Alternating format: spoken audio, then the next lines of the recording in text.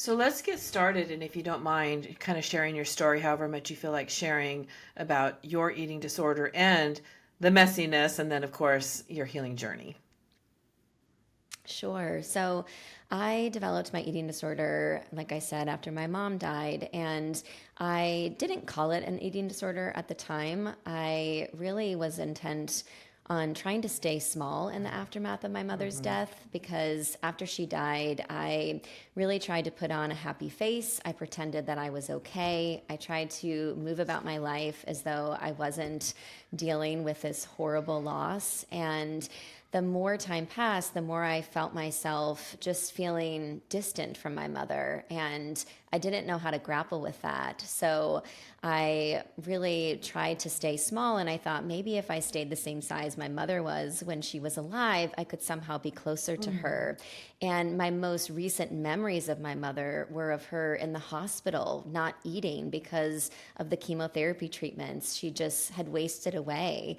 And those were my most accessible memories of her. And so when I developed anorexia, I then was also in the hospital wasting away. And there Mm. was this weird parallel between what my mother experienced and then what I experienced. And for a brief time, that experience of being in the hospital in some ways did make me feel closer to her. But over time, especially as I got sicker, the eating disorder really left me feeling farther away from my mother than ever before. And so I was treated at Boston Children's Hospital in Massachusetts 5 times, twice on the medical unit and 3 times on the psychiatric ward.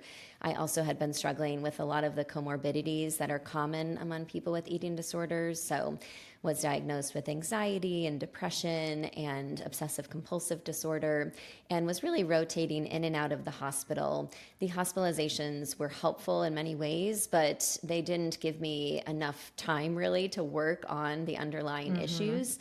So I did end up going to residential treatment for a year and a half, where I really began to grieve my mother's death and work toward my recovery. So residential treatment was pivotal for me. But after I left, I went back home and just felt like I had to be perfect at my recovery. Yeah.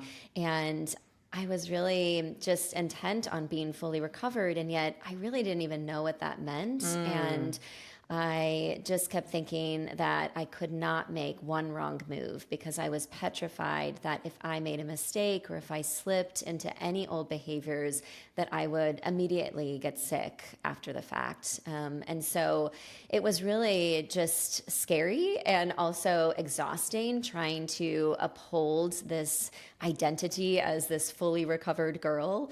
And it really just came to a head in college, my freshman year, when for the first time alone in my dorm room, I binged and I just ate a lot of food uncontrollably. I did not know why that had happened. And I didn't know that that's actually common for people who have had anorexia to sometimes go on to develop other eating disorder behaviors. And so I ended up in this really vicious binging and restricting cycle that lasted well over a decade. But during this time, I continued to uphold this identity as a fully recovered woman because I was too ashamed to admit that I had fallen back into my Mm-hmm. disorder. And looking back, I really wish that someone, one, had prepared me for the possibility of Yeah. slips and that someone had told me that these are a normal part of the process because I saw every slip as grounds for failure. And many times I would say, well, I slipped this morning, so might as well keep slipping the rest of the day because I've already blown it. And that really left me feeling defeated and very stuck. And so now when I think about my recovery in the middle place, I give myself a lot more grace when I slip because even though I've been in recovery for almost 25 years, I still slip. Mm-hmm. And rather than looking at that as a failure, I really question that and I say, how can I use this as an opportunity for growth and for learning? And so I think that that reframing of my recovery has been really important. And so many of the people I interviewed for the book said that they could identify with the middle place. Mm-hmm. In fact, 85% of the 700 plus people I interviewed said, yes, I can identify with this middle place, and I never had the words to describe it previously.